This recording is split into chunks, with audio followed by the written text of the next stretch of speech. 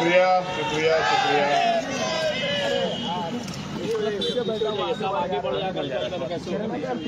मैं सबसे पहले शुक्रिया अदा करता हूं भाई काशी प्रजा जी का और उनके तमाम साथियों का, जिन लोगों ने प्रयास किया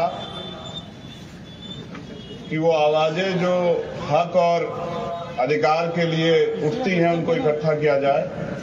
मैं दिल की गहराइयों से शुक्रिया अदा करता हूं उनकी पूरी टीम का कि उन्होंने एक अच्छा प्रयास किया, हमें अवसर दिया यहां आने का और अपनी बात रखने का। और जो संचालक साथी अभी वो कह रहे थे मजमे को लेके, तो मैं बस उनसे ये कहता हूं कि जंग में कागजी अफदाद से क्या होता है, जंग में कागजी अफदाद से क्या होता है, हौसले लड़ते हैं तादाद से क्या होता है, कोई फर्क नहीं पड़ता। जिस दिन हमारे सब लोग जाग जाएंगे उस दिन शायद मजबूर की जरूरत ही नहीं पड़ेगी। अभी जितने जागे हैं उतने प्रयास कर रहे हैं। तो बहुत बहुत शुक्रिया के साथ यहाँ मंच पर तशरीफ फरमा हमारे तमाम सम्मानित साथी जो पूरे मुल्क में अन्याय अत्याचार हक अधिकार के लिए संघर्ष कर रहे हैं, आवाम को तैयार कर रहे हैं। मैं दिल से उनका शुक्रिया अदा करता हूं कि वो सब यहां मौजूद हैं। वो कौम के भी रहबर हैं और हमारे भी सरपरस्त हैं, क्योंकि मेरे सामने समय की समस्या है। मेरे दिल में तो बड़ी इच्छाएं थी कि आपके साथ लंबे समय तक रहूं, लेकिन समय और समस्याओं के कारण मुझे अपनी बात रख के यहां से जाना पड़ेगा। बस मैं अपने कम समय में कहना चाहता हूं कि मैं उस हक की उस हर लड़ाई में, जैसे आप दुआ में कहते हैं ना कि आपकी जाए दुआएं कबूल हो, मैं हक की हर एक लड़ाई में आपके साथ हूं और खून का कतरा भी देने के लिए तैयार हूं, कभी कमजोर नहीं पड़ने दूंगा। बस अपने नौजवान साथियों से दरखास्त करता हूं कि मेरे जाने के बाद वो अपनी कुर्सियां ना छोड़े, वो यहीं डट कर मेरे जाने के बाद जो लोग हमारे सम्मानित मजमे से खिताब करेंगे उनको सुने, सिर्फ सुने नहीं उनकी बातों पर अमल करें और जो वो दिल से चाहते हैं उसको करके दिखाएं। यही आज के मुल्क के जो हालात है उसमें करने की जरूरत है। और यही आपका प्यार होगा कि अगर आप अपनी कुर्सी पे मेरे जाने के बाद डटे रहते हैं तो मेरा प्यार और मजबूत हो जाएगा झारखंड के प्रति, जमशेदपुर के प्रति, कि उन्होंने मुझे मेरी बात को माना। सम्मानित साथियों, मुल्क के हालात आज बहुत खराब और हालात मुर्गों जैसी जो पकड़ा जाता है वही चिल्लाता फड़फड़ाता, बाकी लोग तमाशा देखते रहते हैं। क्योंकि हम एक बड़े आंदोलन को, एक बड़े लक्ष्य को हासिल करने की तरफ निकले हैं, मगर हमारे लोगों को लगता है कि वो आसानी से मिल जाएगा। तो मांगने से सिर्फ भीख मिलते, अधिकार छीनने पड़ते हैं और जिनको छीनना है उनको अपने अंदर ताकत बनानी पड़ेगी और ताकत एकता से बनेगी, इत्तेहाद से बनेगी। और इस एकता का प्रयास हम लोग कर रहे हैं कि हमेशा से इस लोकतंत्र में जब से भारत आजाद हुआ तब से ठगे गए लोग और उससे पहले से ठगे आते लोग, हमारे यहाँ कहावत है कि आजमाए हुए को आजमाना नहीं चाहिए। जिनको आप आजमा चुके उनको आजमाना बंद कीजिए और जो लोग लड़ते हैं, लड़ना चाहते हैं, लड़ने का हौसला रखते हैं, उनका साथ दीजिए। अगर इस बात को आप अपने दिल में जगह दे दे तो मैं कहता हूं कि इनकलाब में कोई देर नहीं है। देश के अंदर एक ऐसा इनकलाब आएगा कि हर जालिम को जवाब मिलेगा। और मैं राहत इंदौरी साहब की कुछ लाइन लिख के लाया हूं, क्योंकि मैं तो एक सिपाही हूं, वो एक शायर थे, मैं एक सिपाही हूं, लेकिन उनकी वो लाइन आज के नाजुक हालात पे बड़ी फिट बैठती है और मेरी इच्छा है कि वो लाइनें मैं आपके जो सामने जरूर रखूं। और मेरे दिल से ये इच्छा थी कि मैं उन लाइनों को आपको जरूर सुनाऊं। गौर कीजिएगा, अभी तो गनीमत है सब्र मेरा, अभी गनीमत है सब्र मेरा, अभी लबालब भरा नहीं।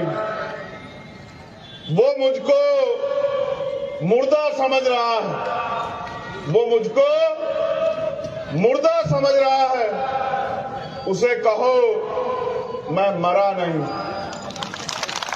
वो कह रहा है, ये गौर करना, और ये सच है कि वो कह रहा है कुछ दिनों में मिटाकर रख दूंगा नस्ल तेरी। वो कह रहा है कि कुछ दिनों में मिटाकर रख दूंगा नस्ल तेरी। है उसकी आदत, है उसकी आदत, डरा रहा है मेरी फितरत, डरा नहीं हूं।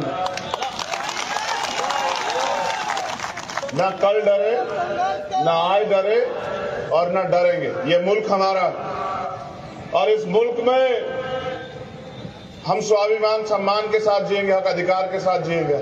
मैं समझता हूं कि आज हालात हमारे फेवर में नहीं है, लेकिन हमेशा हालात ऐसे नहीं रहेंगे। जिस दिन हमारे लोग दुश्मन को समझ जाएंगे, दोस्त को समझ जाएंगे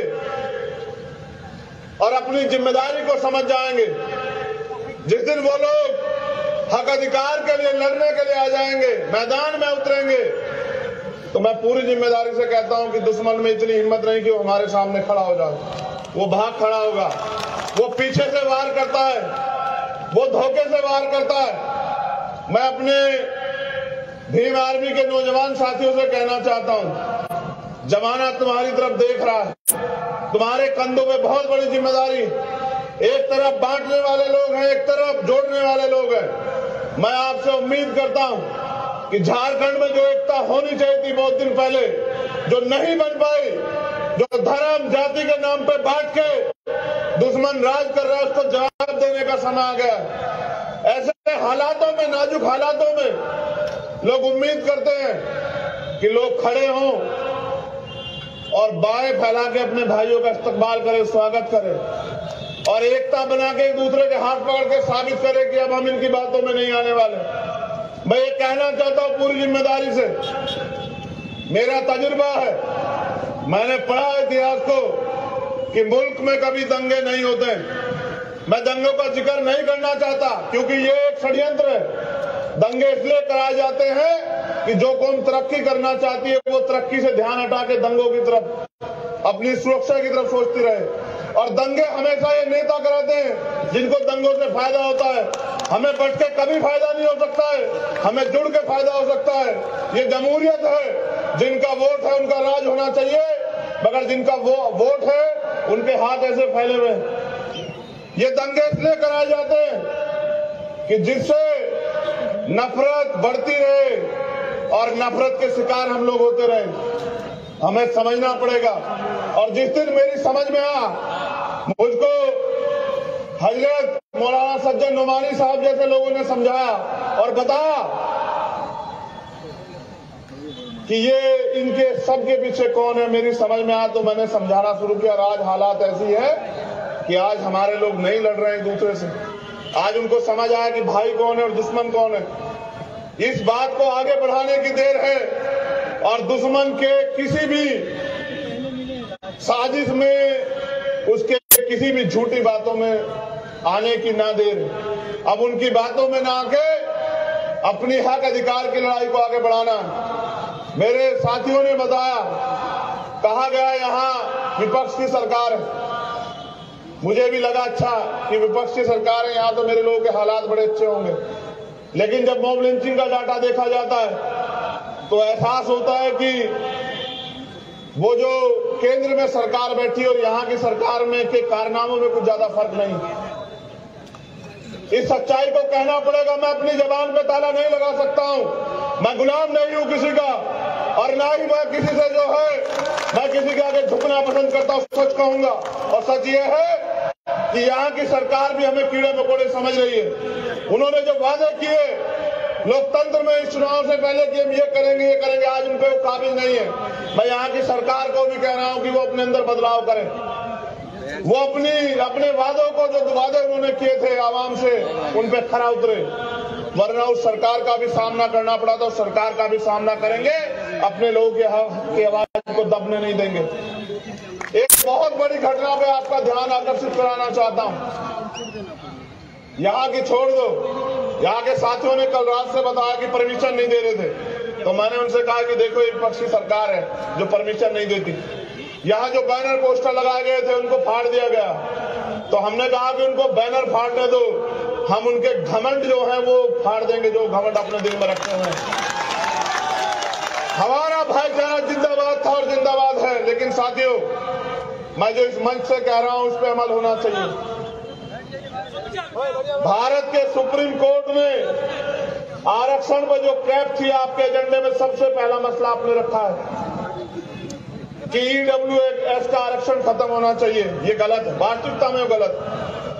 लेकिन भारत के सुप्रीम कोर्ट में सर्वोच्च न्यायालय ने उसको मान्यता दी और कहा कि आज हमने 50% की कैप खत्म कर दी। मैं इस मंच से कहना चाहता हूं कि मुल्क की तरक्की, मुल्क में रहने वालों की तरक्की, इस आवाम की तरक्की तब होगी जब इस आवाम के लोगों को हक अधिकार मिलेंगे, जब इस आवाम के लोगों को नौकरी मिलेगी, रोजगार मिलेगा, जमीन मिलेगी, आगे बढ़ने के अवसर मिलेंगे, तब जो है इनके हालात बदलेंगे। तो मैं मानता हूं कि जिसकी जितनी संख्या भारी उसकी उतनी हिस्सेदारी।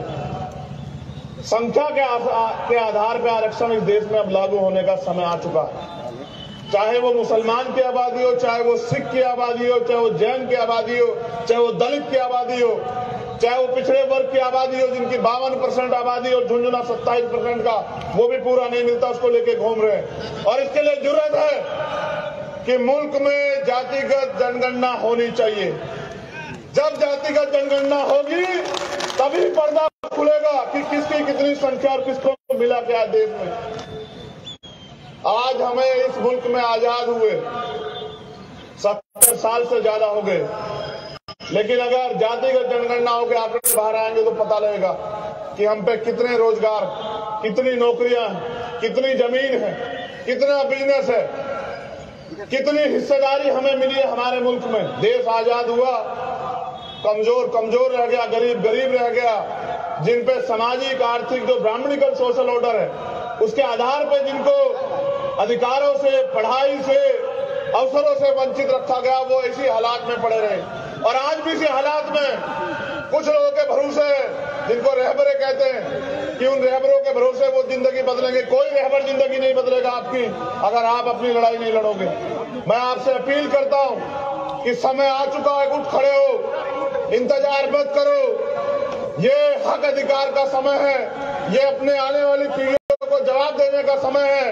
अगर आज हम लोग चूक गए और मुल्क के आईन, मुल्क के संविधान पे जो खतरा मंडरा रहा है, अगर वो खतरा और मजबूत हुआ तो कल आने वाली पीढ़ी आपसे मुझसे हिसाब मांगेगी। मैं इस्लाम के मानने वाले लोगों से भी कहना चाहता हूं कि इस मुल्क का पूरे दुनिया में एक ऐसा मुल्क जो सबको बराबर का अधिकार देता है, जिसका संविधान, आज उस संविधान को कुचलने का प्रयास किया जा रहा है। आज हमें एकता बनाने की जरूरत है। जानवर भी समझते हैं, ये जो सम्मानित साथी बैठे हुए हैं ये गौर करें, जानवर भी समझते हैं कि जब आग लगी हो जंगल में तो सबको एकजुट हो जाना चाहिए, लेकिन आवाम नहीं समझ रही है। क्योंकि जो लोग खुद अपने निजी स्वार्थों में बांट के रखना चाहते हैं उनको भी जवाब देना पड़ेगा हमारे साथ साथ कि जब इस मुल्क में हमारे हक अधिकार, हमारा सम्मान, स्वाभिमान दांव पे लग गया था, तब हमारे रहबर क्या करे थे जिनको कौम ने रहबर माना। तो जितनी जिम्मेदारी मेरी है उतनी आप सब लोगों की और उतनी इन सब लोगों की कि हम एक यूनाइट हों।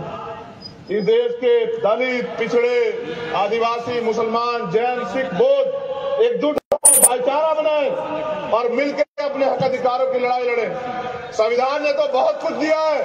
संविधान ने अनुसूची 5 दी, इस देश के जल, जंगल, जमीन पे आदिवासी को हक दिया, लेकिन जितनी जमीन वो तैयार करता है वो लूट लेती है सरकारें, और वो बेबस हो जाता है और अपने हक की आवाज उठा तो नक्सली कह के मारा जाता है। ये है मुल्क में हमें मिला है जो।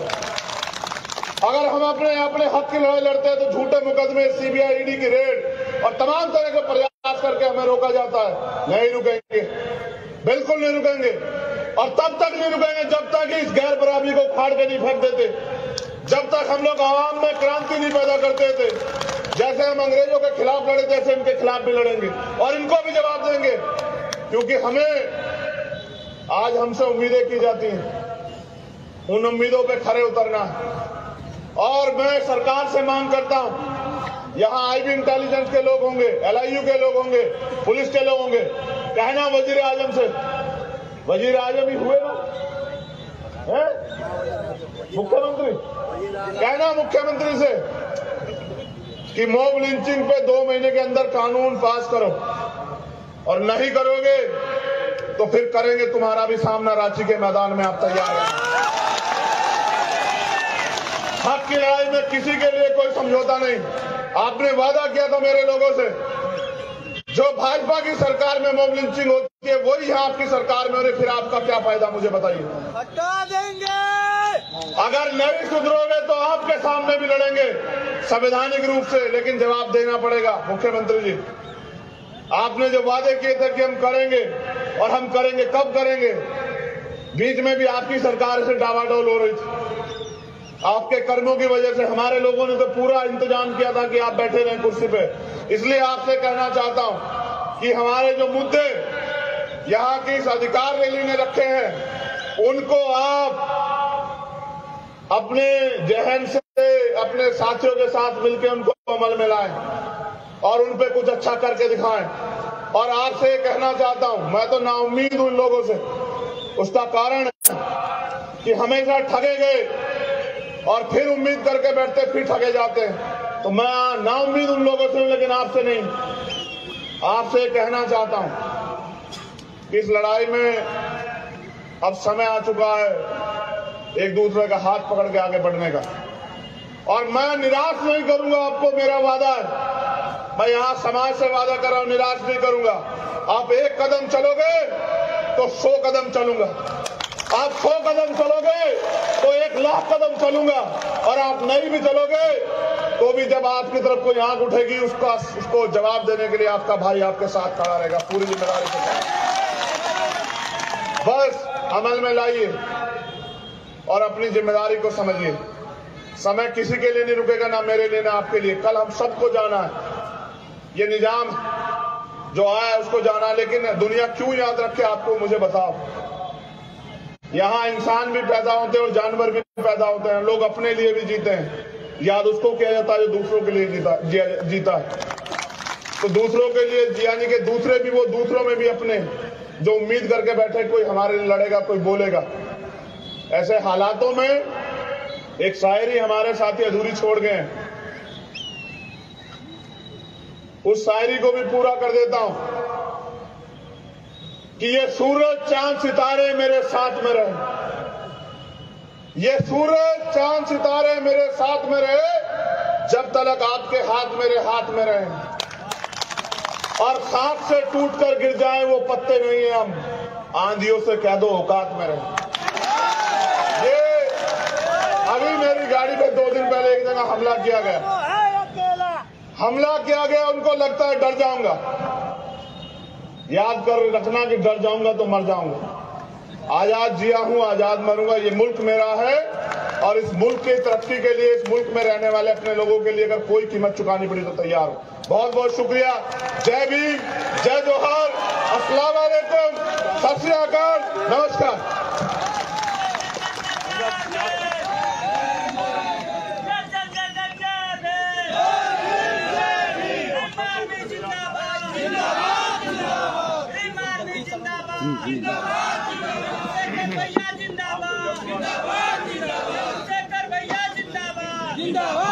वापिस आओ, वापिस।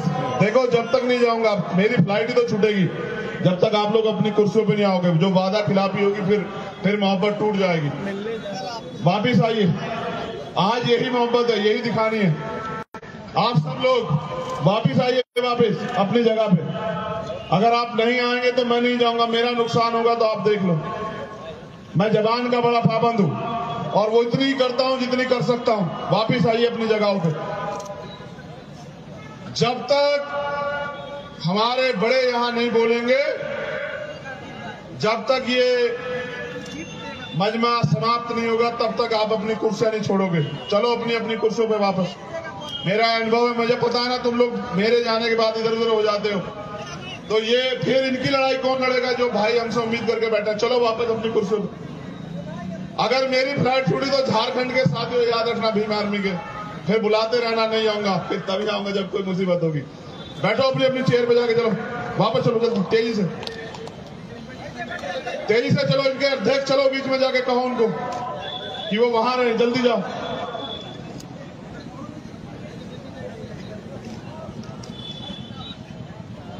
बहुत शुक्रिया, इस मोहब्बत के लिए शुक्रिया।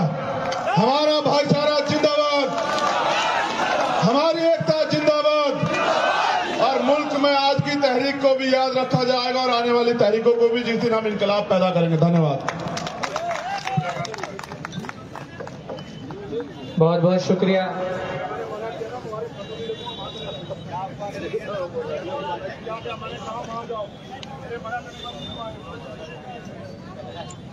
अब मैं बड़ी अदब और एहतराम के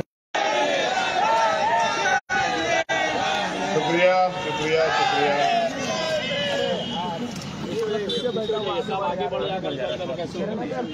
मैं सबसे पहले शुक्रिया अदा करता हूं भाई काशी प्रजा जी का और उनके तमाम साथियों का, जिन लोगों ने प्रयास किया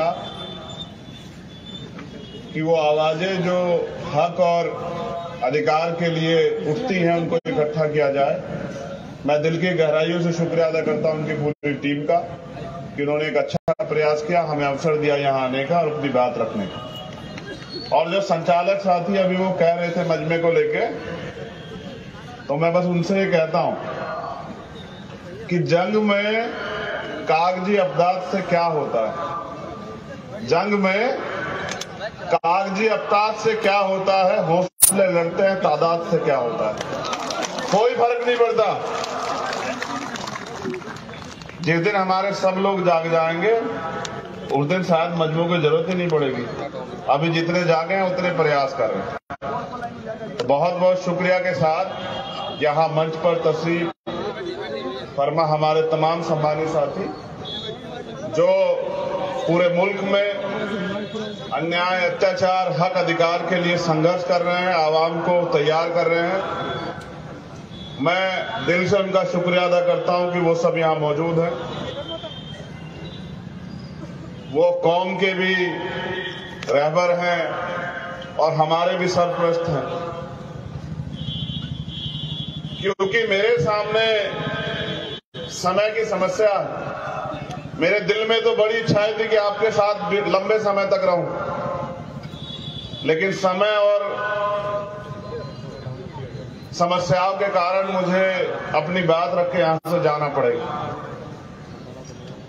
बस मैं अपने कम समय में ये कहना चाहता हूं कि मैं उस हक की उस हर लड़ाई में, जैसे आप दुआ में कहते हैं ना कि आपकी जायज दुआएं कबूल हो, मैं हक की हर एक लड़ाई में आपके साथ हूं और खून का कतरा भी देने के लिए तैयार हूं, कभी कमजोर नहीं पड़ने दूंगा।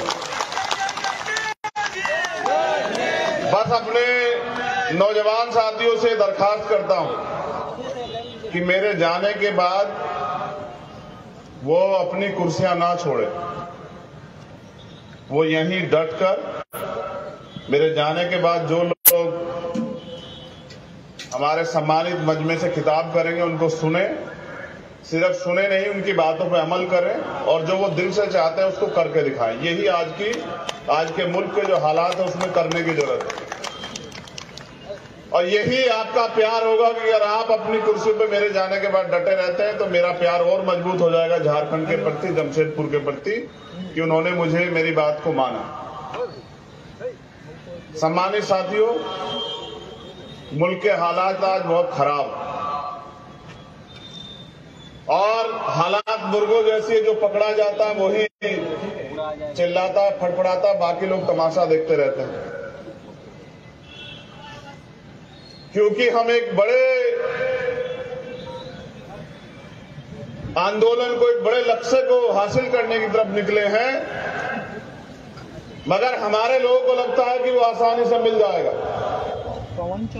तो मांगने से सिर्फ भीख मिलते, अधिकार छीनने पड़ते हैं, और जिनको छीनना है उनको अपने अंदर ताकत बनानी पड़ेगी। और ताकत एकता से बनेगी, इत्तेहाद से बनेगी। और इस एकता का प्रयास हम लोग कर रहे हैं कि हमेशा से इस लोकतंत्र में जब से भारत आजाद हुआ तब से ठगे गए लोग और उससे पहले से ठगे आते लोग, हमारे यहाँ कहावत है कि अजमाए हुए को अजमाना नहीं चाहिए। जिनको आप अजमा चुके उनको अजमाना बंद कीजिए, और जो लोग लड़ते हैं, लड़ना चाहते हैं, लड़ने का हौसला रखते हैं, उनका साथ दीजिए। अगर इस बात को आप अपने दिल में जगह दे दे तो मैं कहता हूं कि इनकलाब में कोई देर नहीं है। देश के अंदर एक ऐसा इनकलाब आएगा कि हर जालिम को जवाब मिलेगा। और मैं राहत इंदौरी साहब की कुछ लाइन लिख के लाया हूं, क्योंकि मैं तो एक सिपाही हूं, वो एक शायर थे, मैं एक सिपाही हूं, लेकिन उनकी वो लाइन आज के नाजुक हालात पे बड़ी फिट बैठती है। और मेरी इच्छा है कि वो लाइनें मैं आपके सामने जरूर रखूं। और मेरे दिल से ये इच्छा थी कि मैं उन लाइनों को आपको जरूर सुनाऊं। गौर कीजिएगा। अभी तो गनीमत है सब्र मेरा, अभी गनीमत है सब्र मेरा, अभी लबालब भरा नहीं। वो मुझको मुर्दा समझ रहा है, वो मुझको मुर्दा समझ रहा है, उसे कहो मैं मरा नहीं। वो कह रहा है, ये गौर करना, और ये सच है कि वो कह रहा है कुछ दिनों में मिटाकर रख दूंगा नस्ल तेरी। वो कह रहा है कि कुछ दिनों में मिटाकर रख दूंगा नस्ल तेरी। है उसकी आदत, है उसकी आदत, डरा रहा है मेरी फितरत, डरा नहीं हूं। ना कल डरे, ना आज डरे, और ना डरेंगे। ये मुल्क हमारा, और इस मुल्क में हम स्वाभिमान सम्मान के साथ जिएंगे, हक अधिकार के साथ जिएंगे। मैं समझता हूं कि आज हालात हमारे फेवर में नहीं है, लेकिन हमेशा हालात ऐसे नहीं रहेंगे। जिस दिन हमारे लोग दुश्मन को समझ जाएंगे, दोस्त को समझ जाएंगे और अपनी जिम्मेदारी को समझ जाएंगे, जिस दिन वो लोग हक अधिकार के लिए लड़ने के लिए आ जाएंगे, मैदान में उतरेंगे, तो मैं पूरी जिम्मेदारी से कहता हूं कि दुश्मन में इतनी हिम्मत नहीं कि वो हमारे सामने खड़ा हो जाए। वो भाग खड़ा होगा, वो पीछे से वार करता है, वो धोखे से वार करता है। मैं अपने भीम आर्मी के नौजवान साथियों से कहना चाहता हूं, जमाना तुम्हारी तरफ देख रहा है, तुम्हारे कंधों पे बहुत बड़ी जिम्मेदारी। एक तरफ बांटने वाले लोग हैं, एक तरफ जोड़ने वाले लोग हैं। मैं आपसे उम्मीद करता हूं कि झारखंड में जो एकता होनी चाहिए थी बहुत दिन पहले, जो नहीं बन पाई, जो धर्म जाति के नाम पे बांट के दुश्मन राज कर रहा है, उसको जवाब देने का समय आ गया। ऐसे हालातों में, नाजुक हालातों में लोग उम्मीद करते हैं कि लोग खड़े हों और बाएं फैला के अपने भाइयों का इस्तकबाल करें, स्वागत करें, और एकता बना के एक दूसरे के हाथ पकड़ के साबित करें कि अब हम इनकी बातों में नहीं आने वाले। मैं ये कहना चाहता हूं पूरी जिम्मेदारी से, मेरा तजुर्बा है, मैंने पढ़ा इतिहास को कि मुल्क में कभी दंगे नहीं होते। मैं दंगों का जिक्र नहीं करना चाहता क्योंकि ये एक षड्यंत्र है। दंगे इसलिए कराए जाते हैं कि जो कौम तरक्की करना चाहती है वो तरक्की से ध्यान हटा के दंगों की तरफ, अपनी सुरक्षा की तरफ सोचती रहे। और दंगे हमेशा ये नेता कराते हैं जिनको दंगों से फायदा होता है। हमें बच के कभी फायदा नहीं हो सकता है, हमें जुड़ के फायदा हो सकता है। ये जमहूरियत है, जिनका वोट है उनका राज होना चाहिए, मगर जिनका वो वोट है उनके हाथ ऐसे फैले हुए हैं। ये दंगे इसलिए कराए जाते हैं कि जिससे नफरत बढ़ती रहे, और नफरत के शिकार हम लोग होते रहे। हमें समझना पड़ेगा। और जिस दिन मेरी समझ में मुझको हजरत मौलाना सज्जन नुमानी साहब जैसे लोगों ने समझाया और बताया कि ये इनके सबके पीछे कौन है, मेरी समझ में आया तो मैंने समझाना शुरू किया। और आज हालात ऐसी है कि आज हमारे लोग नहीं लड़ रहे हैं एक दूसरे से। आज उनको समझ आया कि भाई कौन है और दुश्मन कौन है। इस बात को आगे बढ़ाने की देर है और दुश्मन के किसी भी साजिश में, उसके किसी भी झूठी बातों में आने की ना देर। अब उनकी बातों में ना आके अपनी हक अधिकार की लड़ाई को आगे बढ़ाना। मेरे साथियों ने बताया, कहा गया यहाँ विपक्ष की सरकार है। मुझे भी लगा अच्छा कि विपक्ष की सरकार है, यहाँ तो मेरे लोगों के हालात बड़े अच्छे होंगे। लेकिन जब मॉब लिंचिंग का डाटा देखा जाता है तो एहसास होता है कि वो जो केंद्र में सरकार बैठी और यहाँ की सरकार में के कारनामों में कुछ ज्यादा फर्क नहीं। इस सच्चाई को कहना पड़ेगा। मैं अपनी जबान पे ताला नहीं लगा सकता हूँ। मैं गुलाम नहीं हूँ किसी का, और ना ही मैं किसी से जो है मैं किसी के आगे झुकना पसंद करता हूँ। सच कहूंगा और सच ये है कि यहाँ की सरकार भी हमें कीड़े मकोड़े समझ रही है। उन्होंने जो वादे किए लोकतंत्र में इस चुनाव से पहले कि हम ये करेंगे, आज उन पे वो काबिल नहीं है। मैं यहाँ की सरकार को भी कह रहा हूँ कि वो अपने अंदर बदलाव करें। वो अपने वादों को, जो वादे उन्होंने किए थे आवाम से, उन पे खरा उतरे। वरना उस सरकार का भी सामना करना पड़ा तो सरकार का भी सामना करेंगे। अपने लोगों की आवाज को दबने नहीं देंगे। एक बहुत बड़ी घटना पे आपका ध्यान आकर्षित कराना चाहता हूं। यहाँ की छोड़ दो, यहाँ के साथियों ने कल रात से बताया कि परमिशन नहीं दे रहे थे, तो मैंने उनसे कहा कि देखो ये विपक्ष की सरकार है जो परमिशन नहीं देती। यहाँ जो बैनर पोस्टर लगाए गए थे उनको फाड़ दिया गया, तो हमने कहा कि उनको बैनर फाड़ने दो, हम उनके घमंड जो है वो फाड़ देंगे, जो घमंड अपने दिल में रखते हैं।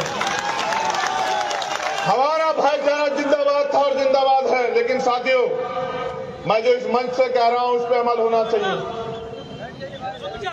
भारत के सुप्रीम कोर्ट में आरक्षण पर जो कैप थी, आपके एजेंडे में सबसे पहला मसला आपने रखा है कि ईडब्ल्यूएस का आरक्षण खत्म होना चाहिए। ये गलत है, वास्तविकता में गलत। लेकिन भारत के सुप्रीम कोर्ट में सर्वोच्च न्यायालय ने उसको मान्यता दी और कहा कि आज हमने 50% की कैप खत्म कर दी है। मैं इस मंच से कहना चाहता हूं कि मुल्क की तरक्की, मुल्क में रहने वालों की तरक्की, इस आवाम की तरक्की तब होगी जब इस आवाम के लोगों को हक अधिकार मिलेंगे, जब इस आवाम के लोगों को नौकरी मिलेगी, रोजगार मिलेगा, जमीन मिलेगी, आगे बढ़ने के अवसर मिलेंगे, तब जो है इनके हालात बदलेंगे। तो मैं मानता हूं कि जिसकी जितनी संख्या भारी उसकी उतनी हिस्सेदारी। संख्या के आधार पर आरक्षण इस देश में अब लागू होने का समय आ चुका है। चाहे वो मुसलमान की आबादी हो, चाहे वो सिख की आबादी हो, चाहे वो जैन की आबादी हो, चाहे वो दलित की आबादी हो, चाहे वो पिछड़े वर्ग की आबादी हो जिनकी 52% आबादी और झुंझुना 27% का वो भी पूरा नहीं मिलता, उसको लेके घूम रहे हैं। और इसके लिए जरूरत है कि मुल्क में जातिगत जनगणना होनी चाहिए। जब जातिगत जनगणना होगी तभी पर्दा खुलेगा कि किसकी कितनी संख्या और किसको मिला क्या देश में।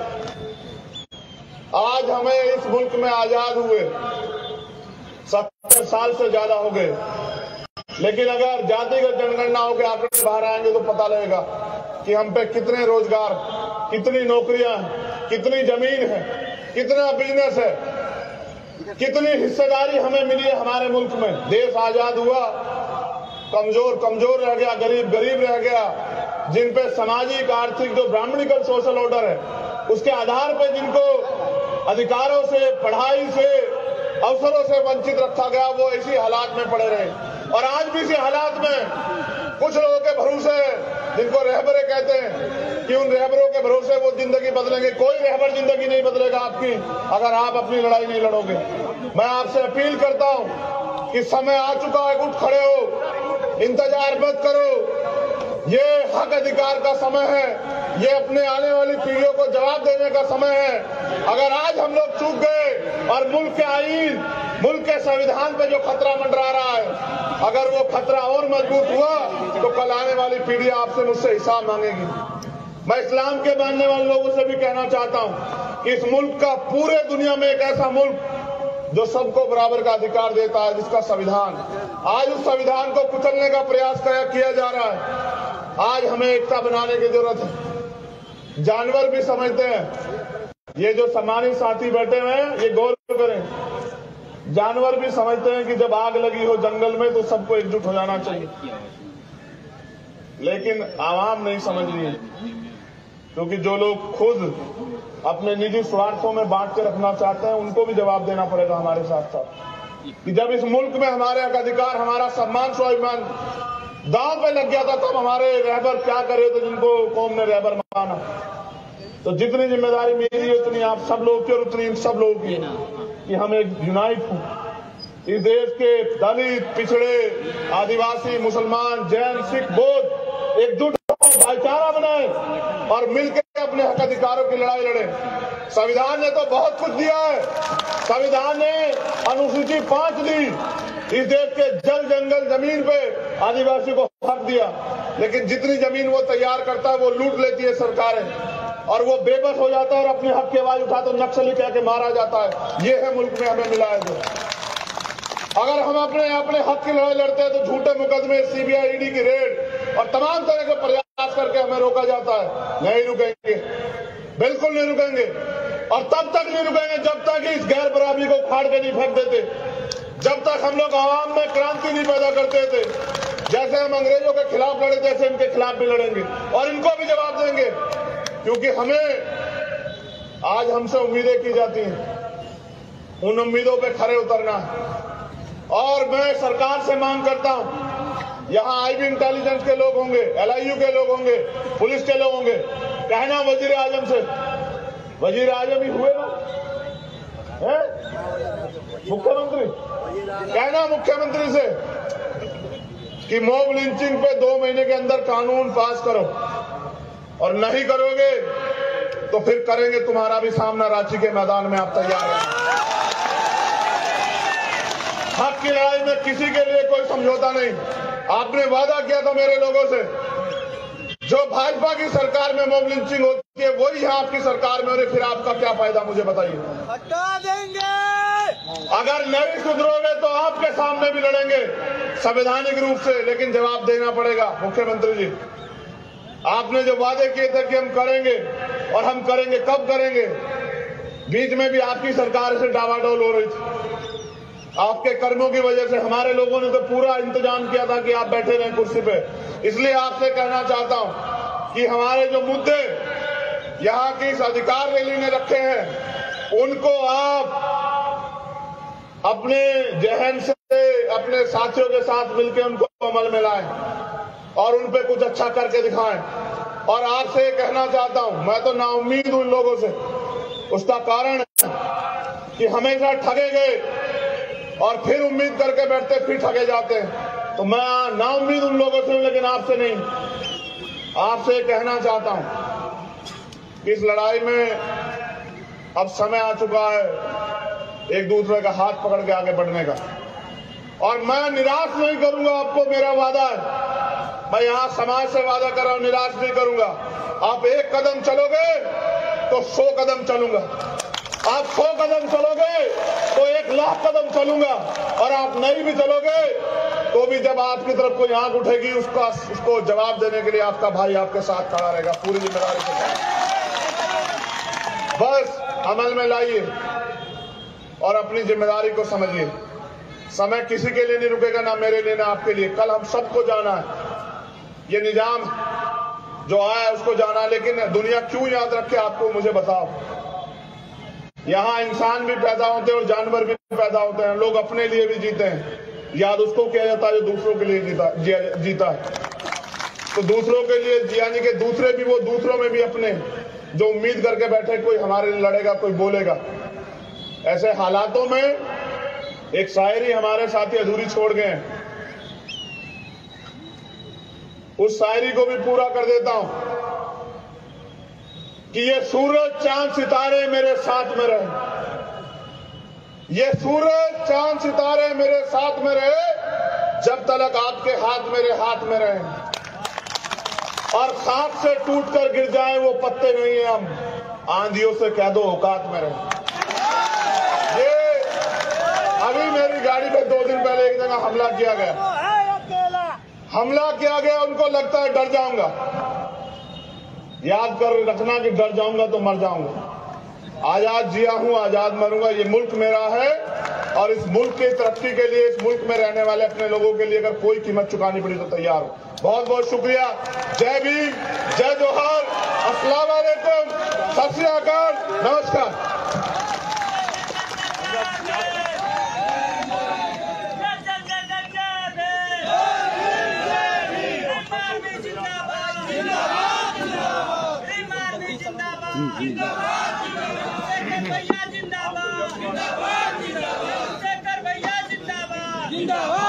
वापिस आओ, वापिस।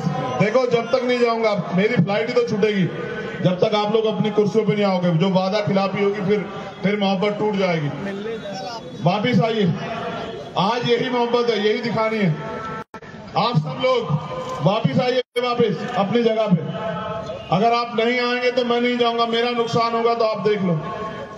मैं जबान का बड़ा पाबंद हूं और वो इतनी करता हूं जितनी कर सकता हूं। वापिस आइए अपनी जगहों पे।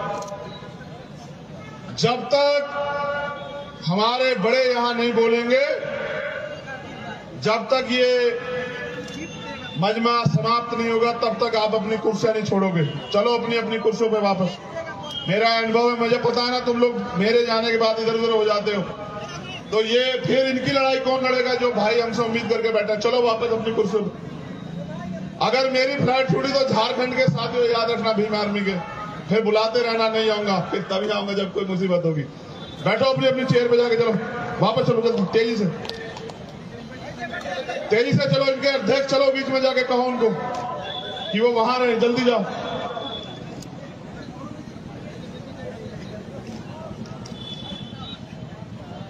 बहुत शुक्रिया, इस मोहब्बत के लिए शुक्रिया।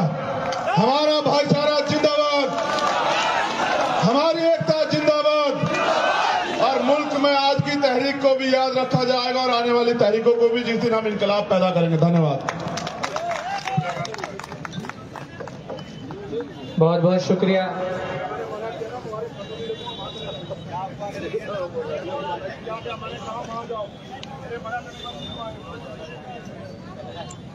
अब मैं बड़ी अदब और एहतराम के